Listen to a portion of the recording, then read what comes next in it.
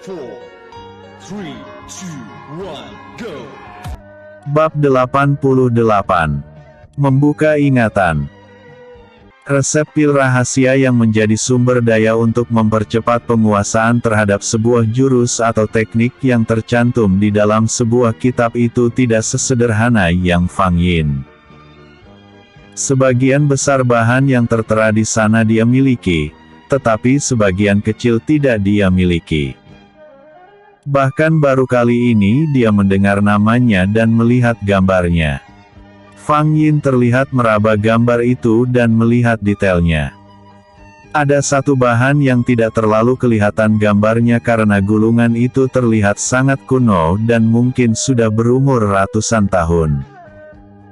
Aku tidak bisa membaca dan melihat gambar bahan yang terakhir. Bagaimana bisa aku membuat pil itu jika melewatkan satu bahan yang mungkin saja sangat penting?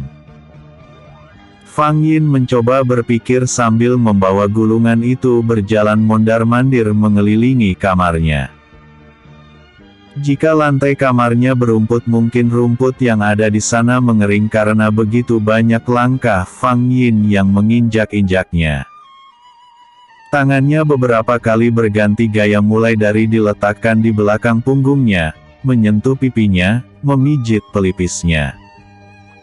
Namun semua itu tidak membuatnya menemukan ide untuk mencari cara agar goresan pudar itu bisa kembali menjadi jelas. Satu-satunya cara adalah membuka ingatan Fang Yin yang mungkin saja memiliki cara ini di kehidupan sebelumnya.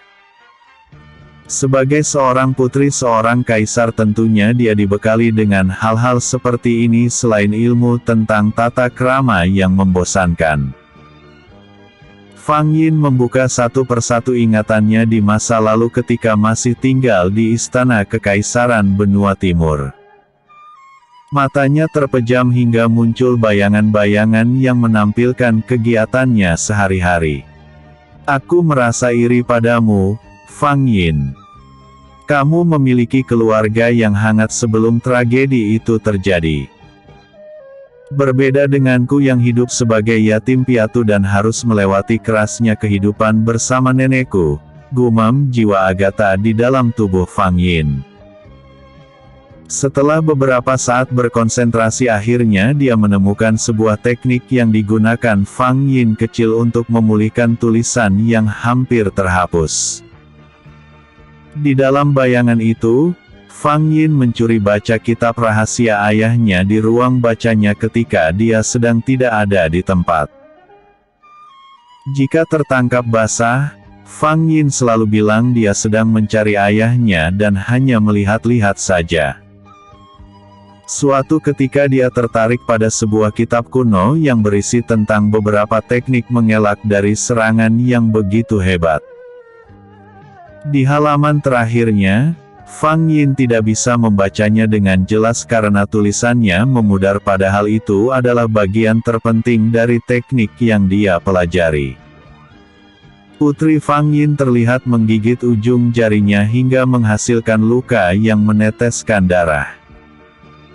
Setelah itu Putri Fang Yin mengalihkan ki cahaya emas untuk mengalirkan darah itu pada bekas goresan yang terhapus.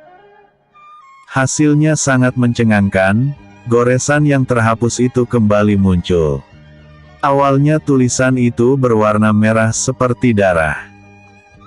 Namun setelah Putri Fang Yin mengusapnya dengan telapak tangannya yang masih mengalir ki cahaya emas di dalamnya, tulisan itu berubah menjadi seperti warna tinta. Ajaib! Fang Yin tersenyum lalu kembali manyun. Darah. Ah!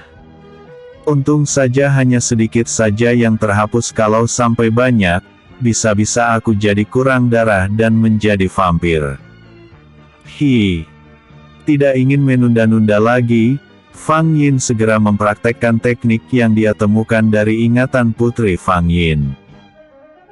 Senyumnya merekah di wajah cantiknya yang sedang tidak memakai cadar ketika berada di dalam kamarnya. Yes. Bekerja. Fang Yin bersorak senang melihat tulisan di dalam gulungan itu, begitu juga gambar tanaman obat yang dia cari. Untuk memperoleh bahan-bahan itu, dia harus mencarinya keluar dari sekte ini. Satu-satunya tempat yang menjadi surga bagi tanaman obat adalah hutan bintang selatan. Hutan penuh kenangan yang menjadi tempat bersejarah baginya di mana seorang Agatha Moen harus berpindah jiwa setelah kematian dan menepati raga baru dengan segala ingatan dan dendam yang dia miliki. Masih jelas tergambar di dalam ingatannya setiap sudut yang ada di dalam hutan itu. Jika tidak salah ingat aku pernah melihat tanaman-tanaman ini, hanya saja saat itu aku tidak tahu jika tanaman ini akan berguna. Lebih baik aku tidur sekarang. Aku bisa memikirkannya besok pagi. Fang Yin kembali menyimpan gulungan itu lalu merebahkan tubuhnya yang terasa sangat letih. Pagi hari di Sekte 9 Bintang. Sikap acuh Jian Heng masih terus berlanjut. Saat makan pagi bersama Fang Yin pun dia masih terus terdiam tanpa bicara apapun. Diacuhkan tanpa sebab yang jelas itu begitu menyakitkan bagi Fang Yin. Jangankan bicara, melihat wajah Fang Yin pun Jian Heng enggan melakukannya. Hari ini tidak ada kegiatan belajar mengajar di sekte itu mengingat lokasi itu masih sangat berantakan. Setelah selesai sarapan pun, Jian Heng melakukan apa yang ingin dia lakukan tanpa bicara Fang Yin. Jian Heng melompat ke atap dan mengganti beberapa genteng dan kayu yang rusak dengan cepat. "Arg!" teriak Fang Yin ketika matanya kemasukan debu saat melihat ke atas ketika Jian Heng membetulkan genteng itu. Melihat Fang Yin kelipatan dan kebingungan untuk mengambil benda asing yang masuk ke dalam matanya, Jian Heng merasa tidak tega dan akhirnya turun untuk membantunya. Masih tanpa bicara, Jian Heng memutar tubuh Fang Yin untuk menghadapnya. Dalam jarak yang sangat dekat keduanya saling berpandangan. Dek! Jantung Fang Yin seakan terhenti ketika Jian Heng semakin mendekat untuk mencari benda asing di matanya. Fiuh! Jian Heng meniup mata Fang Yin dengan lembut untuk mengeluarkan benda yang terdampar di matanya. Bersambung. Episode sebelumnya. Bab 87. Terlambat menyadari. Episode berikutnya. Bab 89. Sebuah kesempatan. Sadar Fang Yin. Ini bukan saatnya untuk berkisah tentang perasaan. Sebuah relasi hanya akan membuatmu lemah dan lupa akan tujuanmu. Fang Yin berbicara pada hatinya untuk tidak larut dalam perasaannya. Sama seperti halnya yang dirasakan oleh Fang Yin, Jian Heng pun mengalami gangguan perasaan yang membuatnya tidak nyaman. Setelah melihat mata Fang Yin sudah lebih baik, Jian Heng segera melepaskan tangannya dari kelopak mata Fang Yin dan segera berbalik meninggalkannya. Perasaan hatinya bergemuruh dan tidak bisa berdiri lebih lama di hadapan gadis pujaannya itu. "Terima kasih," ucap Fang Yin lirih tetapi masih terdengar oleh Jian Heng. Jian Heng masih bersikap acuh. Meninggalkan Fang Yin tanpa kata lalu melanjutkan pekerjaannya. Fang Yin pergi keluar untuk memikirkan rencananya. Berjalan sambil melamun dan menunduk melihat kakinya melangkah. Semua penghuni sekte itu sibuk untuk beberes tapi sedikit pun tidak ada niat di hati Fang Yin untuk pergi membantu mereka. Fang Yin memilih duduk di tepi kolam favorit Jian Heng, meskipun airnya telah kotor dan bunga-bunga di sekelilingnya layu akibat pertarungan semalam. Aku harus segera pergi ke hutan bintang selatan untuk mencari bahan pil rahasia itu. Aku tidak peduli dengan sikap pria aneh itu yang tiba-tiba saja mengacuhkan aku. Yang terpenting bagiku adalah kitab di tangannya. Aku tidak butuh apapun darinya selain itu. Fang Yin beranjak untuk menemui ketua sekte dan meminta izin keluar dari sekte ini untuk beberapa hari yang akan datang. Duduk menyendiri hanya akan membuatnya terus teringat pada Jian Heng dan melemahkan hatinya. Dengan langkah yang panjang Fang Yin berjalan menuju ke tempat ketua sekte. Langkah penuh energi karena Fang Yin tidak lagi menutupi kemampuan itu di depan siapapun. Tidak butuh waktu yang lama untuk mencapai tempat yang dia tuju. Murid-murid sekte yang melihat Fang Yin itu masih begitu tercengang meskipun sejak semalam mereka telah tahu tentang kemampuan Fang Yin yang luar biasa.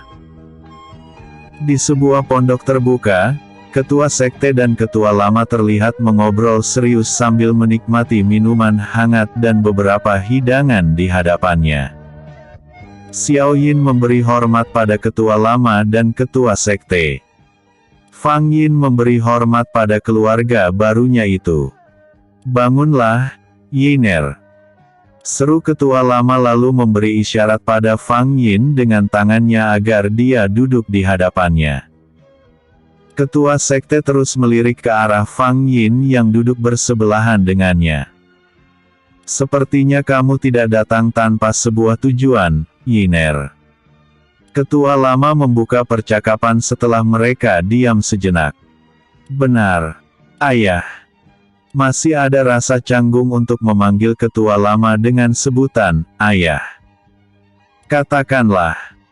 Ketua lama memberikan cangkir kosong untuk Fang Yin dan memintanya menuang sendiri minumannya. "Sebenarnya tujuanku datang untuk bertemu dengan ketua sekte. Aku ingin bicara pada ketua sekte dan meminta izin untuk pergi keluar sekte ini selama beberapa hari," ucap Fang Yin. "Kemana kamu akan pergi?" Ketua sekte merasa penasaran. Dia berpikir jika Fang Yin akan pergi dan tidak akan kembali lagi ke sekte ini karena rahasianya telah terbongkar. "Aku akan pergi untuk mencari tanaman obat yang aku butuhkan untuk membuat sebuah pil," jujur Fang Yin. Tidak ada gunanya merahasiakan semuanya pada ketua sekte karena hubungan mereka saat ini adalah keluarga. Ketua lama sudah mengerti kemana arah pembicaraan Fang Yin. "Apakah kamu sudah tahu di mana kamu bisa mendapatkan tanaman-tanaman itu?" tanya ketua lama. "Di hutan bintang selatan," jawab Fang Yin tanpa menunggu lama. Gadis ini benar-benar sangat cerdas. Di usianya yang masih sangat belia, dia memiliki pengetahuan yang sangat luas dan kemampuan yang sangat luar biasa. "Aku ingin melihat kemampuannya dan mengenalnya lebih dekat," gumam ketua sekte dalam hati. "Dengan siapa kamu akan pergi?" tanya ketua lama. "Aku akan pergi sendiri ke sana." Fang Yin menjawab dengan sangat santai. Ekspresi ketua sekte berubah, merasa ada kesempatan untuk mendekati adik angkatnya itu. "Ayah, lihat itu. Betapa nakalnya adik perempuanku ini. Tidak, tidak. Aku tidak akan membiarkan kamu pergi sendirian. Kamu harus ingat, sekarang kamu mempunyai seorang kakak. Kamu bisa membagi semuanya denganku." Ucapan ketua sekte membuat ketua lama tersenyum. Dia merasa senang melihat putranya itu bisa menerima kehadiran Fang Yin. "Kamu dengar itu, Yiner? Kamu akan pergi ke sana bersama Fenger. Untuk waktunya kalian atur sendiri saja." Ketua sekte merasa sangat senang mendengar ucapan ayahnya. "Secepatnya. Jika hari ini boleh, aku akan berangkat hari ini juga." Fang Yin terlihat sangat bersemangat. Sorot matanya yang tajam menyiratkan ambisinya yang begitu besar. Di dalam jiwa Fang Yin mengalir sifat bintang roh naga yang sangat kuat. Ambisius, pendendam, dan kejam. Sifat lainnya begitu ringan dan hanya melayang-layang ketika ketiga sifat itu berkuasa. Bagus. Aku suka dengan semangatmu. Ketua lama merasakan aura dendam yang begitu kuat di mata Fang Yin. Teruslah seperti itu sampai kamu bisa mencapai tujuanmu, Yiner. Jangan kamu isi hatimu dengan cinta sebelum kamu mengembalikan kehormatanmu juga ibumu. Ketua lama merasa yakin jika Fang Yin pasti bisa melakukannya. Mohon bimbingannya, Ayah. Fang Yin menyatukan kedua tangannya di depan wajahnya penuh hormat. Bersambung. Episode sebelumnya. Bab 88. Membuka ingatan. Episode berikutnya. Bab 90. Panggil aku Kak Feng. Hari itu juga Fang Yin bersiap untuk berangkat ke hutan bintang selatan bersama ketua sekte. Sebelum berangkat, Fang Yin kembali ke Villa Jian Heng terlebih dahulu untuk berpamitan dengannya meskipun sejak tadi pagi sikapnya kurang bersahabat padanya. Jian Heng sedang memegang sebuah kitab ketika Fang Yin sampai di vilanya. "Tetua Yu, ada sesuatu hal yang ingin aku katakan padamu," ucap Fang Yin ketika dia sudah duduk di hadapan Jian Heng.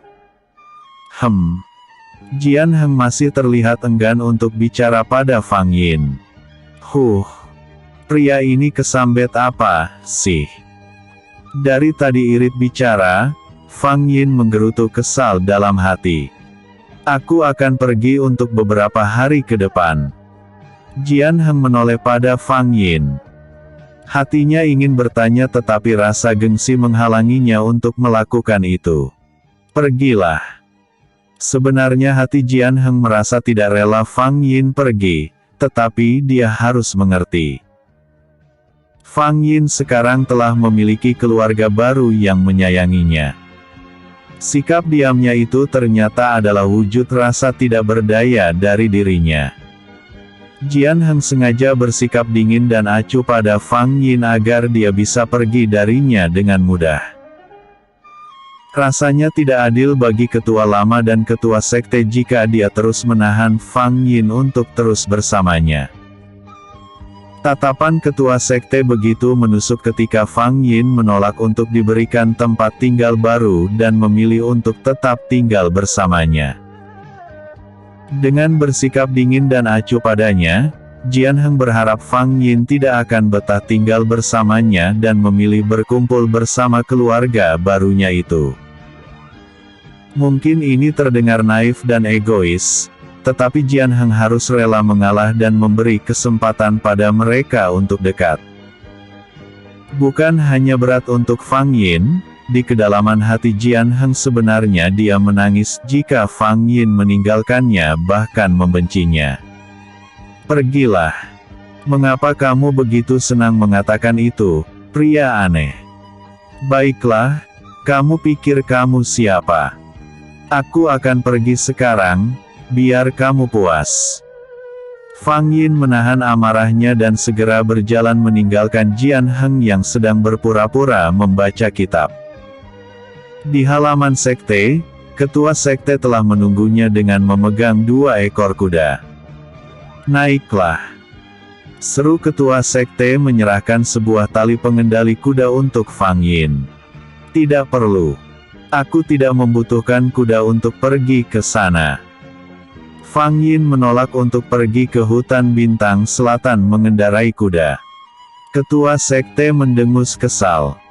Ini artinya mereka harus berjalan untuk pergi ke sana. Tidak ingin berdebat dengan Fang Yin, ketua sekte segera memanggil muridnya yang kebetulan lewat di sana untuk menyimpan kuda-kuda itu ke kandangnya. "Berapa lama kita akan sampai di sana jika kita hanya berjalan kaki saja tanpa menggunakan teknik meringankan tubuh?" ucap ketua sekte merasa malas berjalan mengikuti Fang Yin yang telah mendahuluinya. "Apa kamu ingin pamer pada mereka tentang bagaimana hebatnya dirimu sebagai seorang ketua sekte?" Fang Yin memberi lirikan tajam pada ketua sekte. "Lakukan saja jika itu membuatmu senang, ketua sekte." Fang Yin masih enggan menunjukkan kemampuannya di depan penghuni sekte itu agar tidak menimbulkan kesenjangan. Kesenjangan yang terjadi bisa menimbulkan kecemburuan. Semakin lama akan berkembang menjadi rasa iri, dengki lalu berujung pada kejahatan seperti yang dilakukan oleh tetua Song padanya. Apakah pantas seorang adik memanggil kakaknya dengan sebutan ketua sekte? Ketua sekte mengalihkan topik pembicaraan. Fang Yin menghentikan langkahnya lalu menoleh ke arah ketua sekte. Lalu, aku harus memanggilmu apa? Fang Yin menatap ketua sekte dengan tatapan dinginnya. Kak Feng. Ujar ketua sekte yang tidak ingin berdebat masalah kecil seperti ini dengan adik barunya itu. Baiklah, Kak Feng. Ingatkan aku jika aku lupa. Aku sudah terbiasa memanggilmu dengan ketua sekte. Aku tahu ini tidak akan mudah, Yiner. Tapi percayalah, aku ingin menjadi orang yang selalu melindungimu mulai hari ini, ucap ketua sekte tulus. Terima kasih, ucap Fang Yin mulai bersiap untuk melompat ke atas pohon dan melanjutkan perjalanan mereka dengan jalur udara. Saat ini mereka telah berada dalam jarak yang cukup jauh dari area sekte sehingga membuat Fang Yin leluasa untuk mengeluarkan teknik meringankan tubuhnya. Mereka melompat dari satu pohon ke pohon yang lain dengan cepat. Fang Yin mengingat jalur menuju ke hutan itu dan mencari jarak terdekat dari sana. Untuk melihat arah, Fang Yin menggunakan matahari sebagai petunjuknya di siang hari dan bintang di malam hari. Manusia di zaman ini sudah menguasai ilmu perbintangan dan menggunakannya sebagai acuan untuk menentukan arah dalam sebuah perjalanan. Jarak antara Gunung Telaga Emas dan Hutan Bintang Selatan cukup jauh, kira-kira butuh waktu 1 minggu untuk perjalanan jalur darat dengan memakai kuda. Itulah alasan Fang Yin menolak memakai kuda untuk pergi ke sana. Dengan teknik ini dia bisa sampai ke sana paling lama 2 hari, tergantung berapa lama mereka berhenti untuk beristirahat. Matahari sudah mulai condong ke barat ketika Fang Yin mengajak ketua sekte untuk beristirahat dan mencari makan. Kenapa aku begitu bodoh dan melupakan untuk membawa bekal makanan untuk kita? Ketua sekte menyentuh keningnya dan merasa gemas pada dirinya sendiri. Kak Feng tidak perlu mengkhawatirkanku. Aku sudah terbiasa hidup liar di alam bebas. Fang Yin memelankan suaranya karena mendengar sesuatu yang bergerak di balik semak yang berada tidak jauh dari mereka. Terlihat tanaman perdu yang berada di sekitarnya itu bergerak-gerak. Fang Yin mengeluarkan alat berburunya dari dalam cincin penyimpanannya dan memasang anak panah pada busurnya. Ketua sekte merasa kurang yakin apakah alat sederhana milik Fang Yin itu bisa bekerja dengan baik. Bersambung. Episode sebelumnya. Bab 89. Sebuah kesempatan. Episode berikutnya. Bab 91. Lembah Tengkorak. Fang Yin menyembunyikan hawa kehadirannya dan berjalan mengendap-endap untuk mengintai binatang buruannya. Seekor ayam hutan berukuran besar bersembunyi di balik semak yang berada tidak jauh dari tempatnya berada. Di balik remangan perdu yang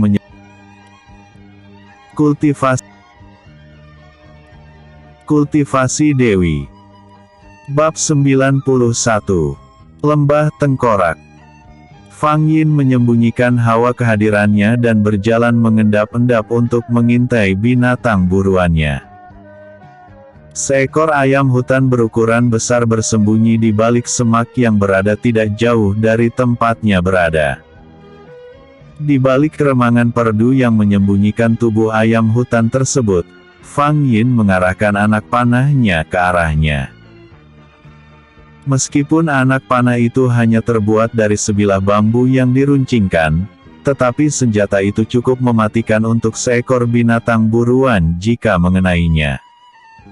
Ayam hutan itu masih terbengong dan tidak bergerak dari tempatnya. Kesempatan itu digunakan Fang Yin untuk melepaskan anak panah ke arahnya. Anak panah itu dialiri dengan Qi untuk menambah kecepatannya. Sriet, jelep. Suara ayam yang sedang sekarat terdengar sangat berisik ketika anak panah Fang Yin berhasil menembusnya. Fang Yin berjalan mendekati ayam yang sedang mengelepar-mengelepar di tanah itu. Dengan gerakan cepat Fang Yin menangkapnya lalu mencabut anak panah yang menancap di tubuhnya. Sebuah pisau muncul di tangan Fang Yin lalu Fang Yin mengalungkan sisi tajam pisau itu di leher ayam dan membuat ayam itu tewas secara mengenaskan. Karena di sekitar Fang Yin dan ketua sekte berada jauh dari sumber air, Fang Yin membersihkan ayam tanpa air. Seluruh isi dari perut ayam itu dia keluarkan, setelah menghilangkan bulunya dengan cepat dan membelah tubuhnya di bagian dada. Anak panah yang tadi dia cabut, kembali Fang Yin tancapkan ke tubuh ayam itu lalu membakarnya dengan api energi dari dalam tubuhnya. Tidak butuh waktu lama membuat ayam itu menjadi setengah matang. Fang Yin menaburkan garam yang dia bawa sebelum membakarnya kembali hingga ayam itu matang. Kamu memang benar-benar terlatih hidup di alam liar, Yiner. Uji ketua sekte yang sejak tadi mengamati apa yang dilakukan oleh Fang Yin. Kakak terlalu memujiku. Makanlah. Fang Yin membagi ayam itu menjadi dua bagian lalu memberikan sebagian ayam itu pada ketua sekte. Matahari masih bersinar di ufuk barat, Fang Yin dan ketua sekte melanjutkan perjalanan mereka sebelum matahari terbenam. Saat matahari terbenam, mereka harus menghentikan perjalanannya dan menunggu bintang penunjuk arah muncul dengan jelas. Cara kuno ini memang memiliki banyak kendala, terutama jika hari mendung. Namun untuk saat ini tidak ada cara lain yang lebih efektif. Seorang kultivator terlatih yang sering menjalankan misi, biasanya akan meninggalkan jejak-jejak energi di rute yang dia lalui. Hal itu akan memudahkannya untuk mengingat jalur jika dia kembali melewati rute yang sama. Fang Yin tidak melakukannya bukan karena dia tidak bisa atau tidak terpikir untuk melakukannya. Namun semua itu dia lakukan demi menjaga rahasia keberadaannya dan juga identitasnya. Musuh bisa saja melacak keberadaan dari energi yang ditinggalkannya. Matahari sudah tenggelam sehingga bumi berada dalam kegelapan. Fang Yin dan ketua sekte berhenti di tempat yang tidak seharusnya. Apa mau dikata, hari sudah gelap dan tidak mungkin bagi mereka untuk melanjutkan perjalanannya sebelum bintang penunjuk arah muncul. Tempat mereka berhenti saat ini adalah sebuah lembah yang selalu diselimuti oleh kabut tebal. Konon katanya siapapun yang terjebak di lembah ini akan sulit untuk keluar. Medan di lembah ini sulit ditebak karena kabut tebal itu membatasi jarak pandang. Selain itu, menurut cerita ada seekor binatang roh yang menjadi penguasa tempat itu. Dia suka mengganggu siapapun yang berani memasuki wilayahnya dan tidak membiarkannya keluar hidup-hidup. Dengan kata lain orang itu akan menjadi mangsanya. Bulu kuduk Fang Yin meremang ketika mendengar cerita dari ketua sekte dan kenapa lembah ini dinamakan dengan nama Lembah Tengkorak. Lembah ini berada di wilayah benua selatan. Rasa takut Fang Yin itu tidak berlangsung lama. Dia harus ingat akan prinsip yang dia pegang yang mengatakan bahwa rasa takut adalah kekalahan terbesar yang membawanya pada jalan kematian. Makhluk iblis itu sudah mulai permainannya, ucap ketua sekte melihat kabut yang semakin gelap dan menutup pandangan mata. Apa maksud kakak berkata seperti itu? Fang Yin tidak mengerti maksud dari ucapan ketua sekte. Binatang roh itu sudah mencium keberadaan kita di sini. Waspadalah. Ketua sekte mengingatkan Fang Yin untuk bersikap waspada. Aku mengerti. Fang Yin mengangguk mantap. Pegang ini. Ketua sekte memberikan sebuah giok pada Fang Yin. Fang Yin menerimanya dan mengamati benda itu dengan teliti, tanpa banyak bertanya pada ketua sekte. Simpan itu baik-baik. Giok itu akan menjadi petunjuk bagi kita seandainya kita terpisah. Ketua sekte mengeluarkan benda yang sama. Ketua sekte mengalirkan ki pada giok di tangannya dan muncul cahaya yang memancar. Cahaya itu bergerak dengan cepat menghampiri giok yang ada di tangan Fang Yin. Alat komunikasi yang bagus, gumam Fang Yin dalam hati. Sejauh mata mereka memandang, yang ada hanyalah kegelapan. Alam di sekitar mereka telah kehilangan cahayanya terbungkus oleh kabut yang tebal. Jangankan untuk melihat bintang, melihat ada apa beberapa langkah di depannya saja mereka tidak bisa. Aku harus berpikir untuk mencari cara mengatasi masalah ini.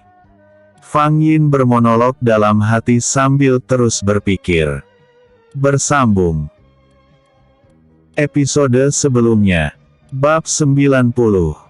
Panggil aku Kak Feng. Episode berikutnya. Bab 92. Belum berakhir. Ketua sekte dan Fang Yin berdiri saling membelakangi untuk mewaspadai serangan yang bisa saja datang dari arah yang tidak mereka duga. Tercium bau harum semerbak yang muncul dari arah yang belum mereka ketahui. Yiner, apakah kamu mencium sesuatu? Tanya ketua sekte. Aku mencium aroma yang sangat wangi, jawab Fang Yin meningkatkan kewaspadaannya. Kamu benar. Kita harus selalu waspada. Mungkin ini pertanda jika makhluk penghuni lembah ini datang mendekat. Ketua sekte mengingatkan Fang Yin. Semoga kita bisa mengatasi ini semua. Fang Yin melihat sepasang mata yang menyala di dalam kegelapan. Merasa bahaya itu semakin mendekat, Fang Yin mengeluarkan pedang energi di tangannya. Melihat Fang Yin telah mengeluarkan pedang energinya, ketua sekte pun mengikuti apa yang dilakukan olehnya. Mata-mata yang menyala mulai bermunculan dan terus bertambah banyak. Belum terlihat jelas makhluk jenis apakah itu mengingat kabar yang beredar masih simpang siur. Menurut cerita, belum ada orang yang selamat dari serangan mereka. Makhluk-makhluk ini hanya muncul di malam hari dan menyerang siapa saja yang masuk ke wilayahnya ini tanpa ampun. Ketua sekte dan Fang Yin bergerak memutar dengan posisi yang masih sama, yaitu berdiri saling membelakangi. Pedang energi mereka yang menyala menjadi penerang mereka dalam kegelapan itu. Perlahan bayangan tubuh mereka mulai terlihat ketika mereka semakin mendekat dan mengepung Fang Yin dan ketua sekte. Sekawanan makhluk yang menyerupai serigala bersayap, terus bergerak maju dengan memperhatikan wajahnya yang menyeringai. Menyeramkan. Seru Fang Yin dalam hati melihat makhluk-makhluk yang terlihat haus darah itu. Salah satu di antara mereka maju untuk menyerang Fang Yin dan beberapa yang lain menerjang ketua sekte. Pertarungan pun tidak bisa dihindarkan lagi. Serigala-serigala itu mengibaskan sayapnya dengan aliran ki hingga membuat benda ringan yang ada di depannya beterbangan. Tubuh Fang Yin pun begitu sulit untuk menahan serangan ini dan membuatnya bergeser dari tempatnya tanpa dia gerakan.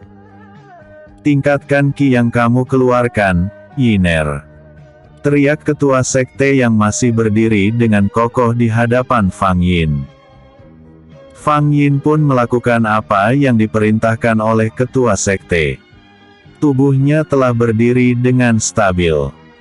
Rupanya binatang yang menjadi lawannya ini sangat cerdik. Mereka seperti memiliki sebuah formasi perang yang dikomando oleh satu orang pemimpin. Setiap binatang roh memiliki tugasnya masing-masing. Fang Yin mulai mencari kelemahan formasi yang mereka buat sambil terus bertarung. Dua binatang roh penyerang depan menyerangnya. 4 binatang roh menyerang ketua sekte dan yang lain penyerang pendukung berkeliling mengepung lawan. Menurut Fang Yin masih ada satu lagi binatang roh paling kuat yang belum menampakkan diri dan tentunya dia adalah pemimpin dari kawanan ini. Energi yang dikeluarkan oleh binatang-binatang itu tidak bisa dianggap remeh. Gerakan mereka yang sangat gesit dengan serangan bergantian membuat Fang Yin kesulitan untuk mengeluarkan jurusnya. Satu-satunya jurus yang bisa dia mainkan adalah jurus pedang yang diajarkan oleh tetuaan dari Akademi 7 Bintang. Bread. Sebuah cakaran seekor serigala berhasil melukai Fang Yin dan membuat lengan bajunya terkoyak. Sepertinya mereka tidak tahan dengan bau darah sehingga membuat mereka yang semula menyerang ketua sekte kini berpaling ke arah Fang Yin. Fang Yin berada di tengah kepungan makhluk-makhluk buas dan menyeramkan itu. Ketua sekte berusaha untuk masuk ke dalam lingkaran pengepungan dan membantu Fang Yin. Namun dia dihalang-halangi oleh penyerang pendamping yang juga dengan beringas mengepungnya. Saat ini mereka berdua sama-sama terkepung dengan kesulitannya sendiri-sendiri. Kepala binatang roh yang mengepung Fang Yin bergerak-gerak dan mengendus aroma darahnya. Mereka bersiap untuk menerkam Fang Yin dengan kuku-kuku tajamnya. Kelihatannya mereka telah kehilangan kendali setelah mencium bau darahnya. Itu artinya mereka akan kehilangan kemampuan untuk mengontrol Qi dan melupakan formasinya. Bagus. Ini adalah kesempatan buatku untuk membalas serangan kalian. Fang Yin mulai bersikap waspada dan mengeluarkan jurus merendahkan bayangan miliknya. Dengan putaran yang cepat Fang Yin menyerang mereka satu persatu. Namun sayang pertarungan kali ini tidak semudah yang Fang Yin pikirkan. Binatang-binatang itu terlalu kuat dan cerdik. Serangan darinya sering menyasar ke tempat kosong karena binatang itu memiliki kemampuan berpindah tempat yang tak terlihat. Kemampuan itu setara dengan jurus merendahkan bayangan yang Fang Yin miliki. Sangat sulit bagi Fang Yin untuk melukai mereka dan malah dia sendiri yang terkena cakaran mereka hingga beberapa kali. Merasa sangat terdesak, Fang Yin melompat ke atas untuk mengeluarkan jurus Phoenix Api Menari. Jurus ini yang paling cepat dan tidak memerlukan konsentrasi khusus. Binatang roh yang mengejarnya ke atas bergerak mundur beberapa langkah ketika melihat api yang berkobar di sekeliling Fang Yin. Mereka terus beringsut mundur ketika Fang Yin memperbesar api yang dia keluarkan. Bukan hanya binatang roh yang menyerang Fang Yin, binatang-binatang yang mengelilingi ketua sekte pun bergerak mundur. Pertarungan sudah terlanjur digaungkan. Fang Yin tidak ingin melepaskan mereka begitu saja setelah luka yang mereka berikan padanya. Fang Yin merentangkan kedua tangannya dan mengangkat sebelah kakinya. Tubuhnya bergerak seperti seekor burung phoenix yang sedang terbang dan diikuti oleh api yang menyerupai seekor burung phoenix. Api itu bergerak seiring dengan gerakan yang dilakukan oleh Fang Yin. Burung api raksasa itu membuat hawa di sekitar tempat itu menjadi panas. Fang Yin terus saja menyerang binatang roh yang menjadi lemah akibat rasa takutnya pada api. Ketua sekte juga memanfaatkan situasi ini untuk menyerang binatang roh yang mengepungnya secara brutal. Satu persatu binatang itu mati bergelimpangan dan hangus terbakar oleh api. Meskipun kemenangan berada di tangan Fang Yin, tetapi dia juga menderita luka yang sangat serius. Hah, kita berhasil, Yiner. Ucap ketua sekte berbicara dengan napasnya yang masih terengah-engah akibat pertarungan yang dia lakukan. Tapi aku masih merasa ada yang janggal, Kak. Ujar Fang Yin dengan keadaan yang terluka parah di beberapa bagian tubuhnya. Ketua sekte menatap Fang Yin dengan tatapan yang tidak mengerti. Dalam hal bertarung, ketua sekte memang bisa dibilang sangat hebat, tetapi dia tidak mengerti akan sebuah strategi. Belum sempat Fang Yin mengatakan apa maksud dari perkataannya, seekor binatang roh dengan aroma yang sangat harum melesat dengan cepat dan terbang memutari ketua sekte dan Fang Yin. Wujudnya tidak terlihat karena tubuhnya bergerak sangat cepat dan nyaris tak terlihat. Fang Yin dan ketua sekte kembali waspada dan memasang kuda-kudanya untuk menghadapi lawannya kali ini. Bersambung. Episode sebelumnya. Bab 91. Lembah Tengkorak. Episode berikutnya.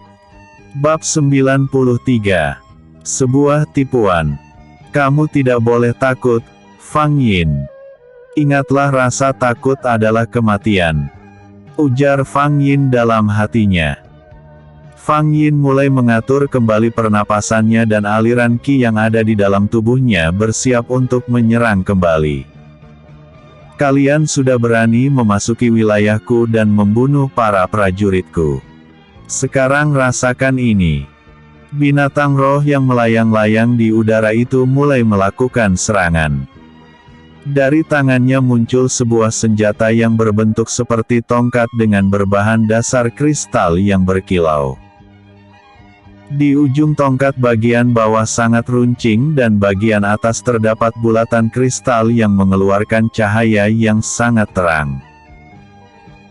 Ketika binatang roh itu mengayunkan tongkatnya ke arah Fang Yin, bongkahan-bongkahan batu muncul dari dalam tanah dan melesat ke arah Fang Yin hingga membuatnya bergerak dengan cepat untuk menghindar. Makhluk itu juga melakukan serangan pada ketua sekte dengan serangan yang sama.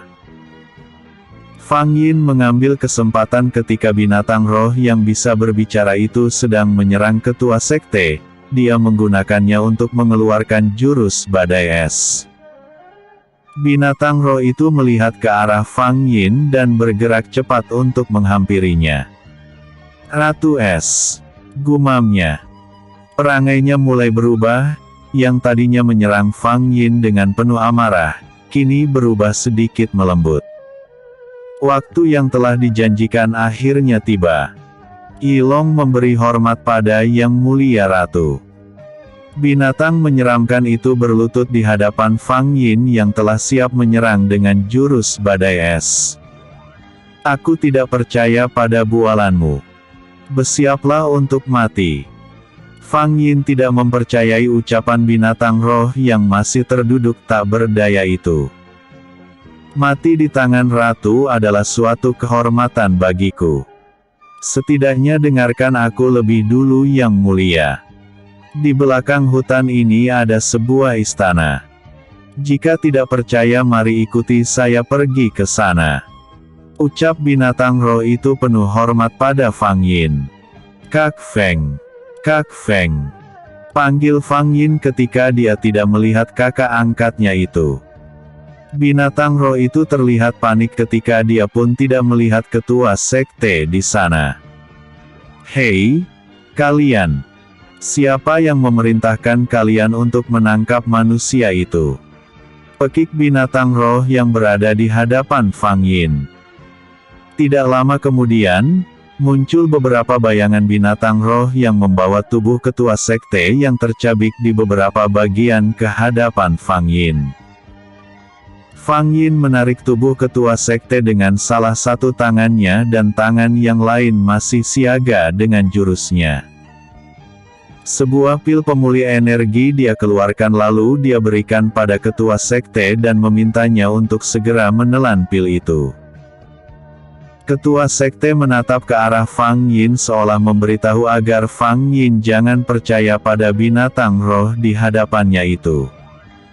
Teman yang mulia sudah diketemukan. Sekarang mari ikut saya ke istana kami yang sebentar lagi akan menjadi milik Yang Mulia Ratu. Binatang roh itu memimpin untuk berjalan di depan. Ketua sekte dan Fang Yin saling berpandangan. Meskipun mereka tahu berada di negeri binatang roh serigala ini sangat menakutkan. Namun tidak ada pilihan lain selain mengikuti kemauan binatang itu sambil menunggu ki pendukung yang ada di dalam tubuh mereka kembali pulih. Binatang roh itu berjalan dengan diikuti oleh binatang yang menangkap ketua sekte tadi. Fang Yin masih mempertahankan juris badai es di tangannya dengan tatapannya yang selalu waspada. Binatang roh itu berhenti pada sebuah persimpangan. Di sisi kanannya terpampang pemandangan berupa lembah yang bersinar di kegelapan. Sedangkan di sisinya hutan yang sangat gelap. Kecurigaan Fang Yin semakin besar ketika dia merasakan energi lain ada di tempat itu. Sepertinya ketua sekte juga merasakannya. Dia menoleh ke arah Fang Yin dan memberi tatapan peringatan padanya. "Aku tidak akan pergi ke istanamu," seru Fang Yin memberikan penolakan pada binatang roh yang mengaku bernama Yilong itu. "Sudah beribu-ribu tahun kami menunggu kedatanganmu. Kamu pikir kami akan melepaskan kamu begitu saja?" seru Yilong. Dia menghentakkan tongkatnya sebanyak 3 kali lalu muncullah pasukan binatang roh yang berjumlah ratusan di belakangnya. Fang Yin dan ketua sekte terbelalak melihat pemandangan di depannya itu. "Kita tidak bisa melawan mereka semua, kakak. Tetapi kita juga tidak bisa mengikuti kemauan mereka. Aku merasa mereka menginginkan aku bukan menjadi seorang ratu tetapi sebagai penyempurna kultivasinya." Pemimpin itu begitu tertarik ketika melihat aku mengeluarkan jurus ini, bisik Fang Yin pada ketua sekte. "Kamu benar, Yiner. Kita harus segera pergi dari sini dan pergi sejauh-jauhnya dari tempat ini. Kita hanya akan mati konyol jika nekat untuk berperang melawan mereka semua." Ketua sekte mengungkapkan idenya. Fang Yin mengangguk karena tidak ada pilihan lain. "Apakah kalian sudah memikirkan keputusan yang akan kalian ambil?" Nada bicara Yilong terkesan mendesak mereka berdua untuk segera menjawab. "Keputusan kami masih tetap sama. Kami ada satu urusan penting dan tidak memungkinkan kami untuk tinggal," jawab Fang Yin tegas. "Baiklah. Aku tetap akan memaksa kalian untuk tinggal selamanya di sini. Kalian semua, tangkap mereka," seru Yilong. Fang Yin dan ketua sekte melompat ke arah hutan yang gelap sambil melemparkan serangan untuk menghambat langkah pengejaran mereka. Bersambung. Episode sebelumnya. Bab 92. Belum berakhir. Episode berikutnya. 94. Pilihan terbaik.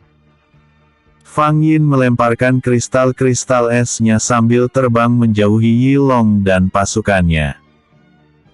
Begitu juga dengan ketua sekte yang terus melemparkan bola-bola energinya. Mereka berusaha untuk pergi sejauh mungkin dari negeri serigala itu. Serigala-serigala itu tidak menyerah untuk mengejar Fang Yin dan ketua sekte hingga tibalah mereka di tepi jurang yang dalam. Mungkin karena mereka sudah tahu bahwa di sana ada jurang sehingga mereka tidak berhenti mengejar meskipun beberapa kali serangan Fang Yin dan ketua sekte berhasil mengenai mereka. Jumlah mereka yang sangat banyak membuat pasukan itu seperti tidak ada habisnya. Kini Fang Yin dan ketua sekte melayang-layang di atas jurang yang sangat gelap dan tidak tahu seberapa dalam dasarnya. Hahaha. Kalian menyerahlah. Serahkan diri kalian baik-baik daripada mati tak berguna dan membusuk di dasar jurang. Seru Yilong dengan tawanya yang mengerikan. Kak Feng. Apakah yang harus kita lakukan? Tanya Fang Yin merasa kebingungan. Aku juga baru memikirkannya, jawab ketua sekte. Ketika mereka sedang berpikir, serangan tak terduga dari Yilong meluncur dengan cepat ke arah Fang Yin. Demi menyelamatkan Fang Yin, ketua sekte melompat untuk menghadang serangan itu. Boom! Serangan energi Yilong menghantam tubuh ketua sekte dengan keras hingga membuatnya muntah darah dan kembali mengalami luka dalam. Tubuhnya lunglai lalu jatuh ke dalam jurang. Fang Yin tidak bisa berpikir lagi, dia segera meluncur ke bawah untuk mengejar tubuh ketua sekte yang terjatuh. Para binatang roh yang memiliki sayap masih mengejarnya dan yang lainnya masih menunggunya di tepi jurang. Fang Yin membagi fokusnya untuk menggapai ketua sekte dan menyerang para binatang roh yang mengejarnya. Jurang itu terlalu curam dan dalam seperti tidak memiliki ujung. Fang Yin berhasil mendapatkan tubuh ketua sekte dan membawanya dengan tangan kirinya sedangkan tangan kanannya digunakan untuk menyerang. Satu persatu musuhnya berhasil dia bantai dan hanya menyisakan segelintir saja yang menyerah dan terbang kembali ke atas. Dengan sisa-sisa tenaganya, Fang Yin meluncur ke bawah untuk mencapai dasar jurang dan berharap ada tempat berlindung di sana. Dasar jurang itu tidak terlihat dengan jelas. Fang Yin mengeluarkan ki naga merah. Dari telapak tangannya keluar api yang bisa dia pakai sebagai penerangan. Ketua sekte yang terluka masih sadar tetapi tidak bisa melakukan banyak hal. Tinggalkan saja aku, Yiner. Aku hanyalah orang tak berguna yang akan menjadi bebanmu. Ucap ketua sekte sambil terus memegangi dadanya yang terasa sakit. Kalau bukan karena menyelamatkanku, Kak Feng tidak akan terluka seperti ini. Fang Yin membantu ketua sekte untuk duduk. Untuk sementara, Fang Yin belum bisa mengobati ketua sekte mengingat dia sendiri juga sedang terluka. Fang Yin mengeluarkan 2 buah pil untuk memulihkan tenaganya, satu untuknya dan satu lagi untuk ketua sekte. Mereka berada di dasar jurang yang lembab, tetapi udara di sana sangat segar. Hal ini berarti dasar jurang itu merupakan alam terbuka bukan sebuah palung yang sempit. Uhuk, uhuk. Ketua sekte terbatuk dan merasakan dadanya semakin sakit. Melihat racun energi yang mulai menyebar di tubuh ketua sekte, Fang Yin yang sudah merasa sedikit lebih baik, memintanya untuk berbalik memunggunginya. Ketua sekte menurut saja karena dia pun sudah tidak tahan merasakan rasa sakitnya. Fang Yin mengalirkan ki-nya untuk membuka jaringan meridian ketua sekte yang tersumbat lalu mengeluarkan racun energi yang terperangkap di dalamnya. Tubuh ketua sekte merasa lebih baik setelah mendapatkan pertolongan dari Fang Yin. Terima kasih, Yiner. Ini bukan hal yang besar, jawab Fang Yin. Mereka kembali terdiam dan merasakan ada sebuah energi yang datang mendekat ke arah mereka. Apalagi ini? Belum juga aku bernapas dengan lega. Gumam Fang Yin dalam hati. Bersambung. Episode sebelumnya. Bab 93. Sebuah tipuan. Episode berikutnya. Bab 95.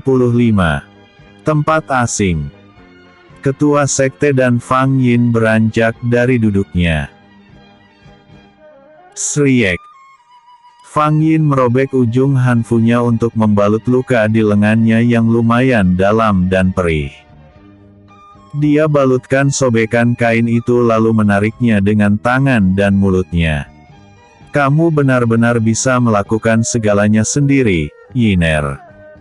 Bahkan untuk mengikat pembalut luka itu pun kamu tidak meminta bantuanku. Ketua sekte mengamati apa yang dilakukan oleh Fang Yin.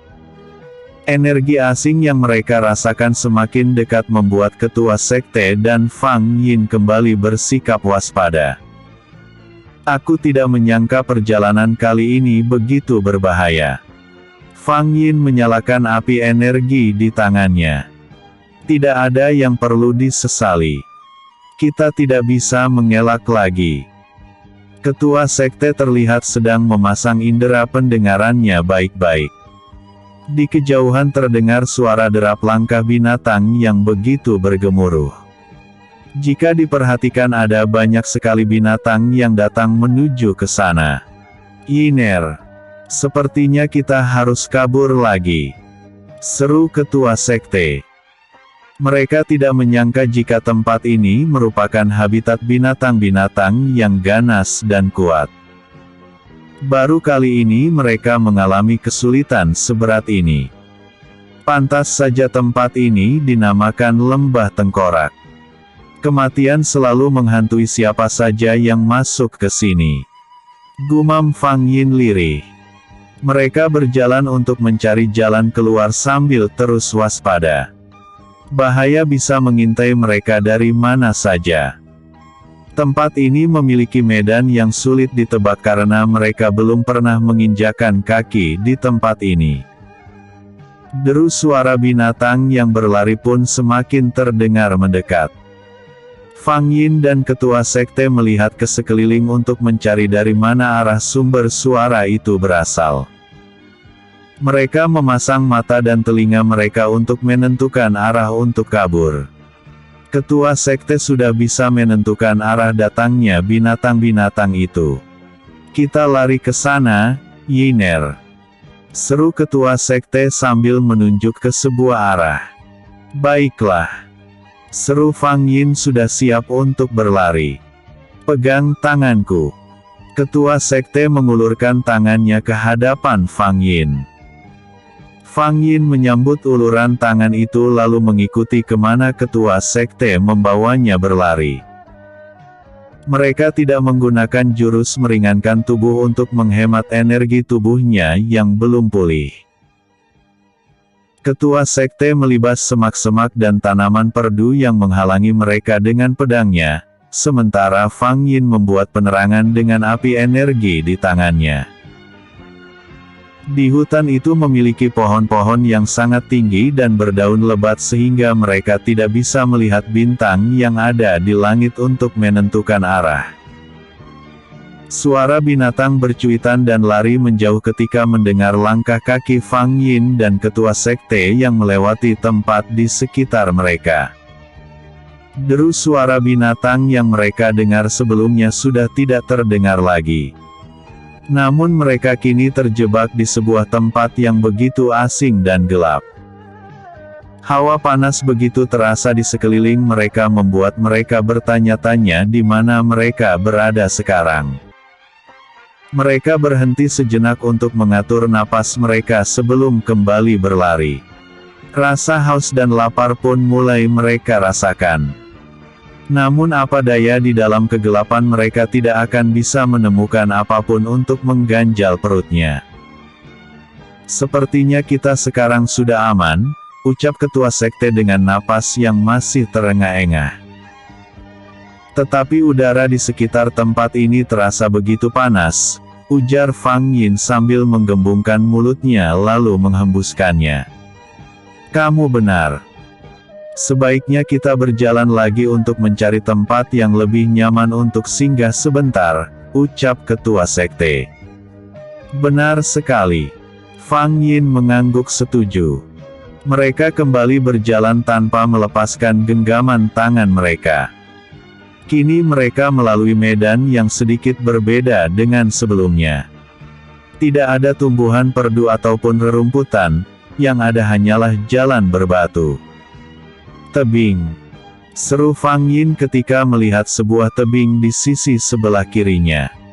Ketua sekte melihatnya sekilas lalu kembali membawa Fang Yin berjalan.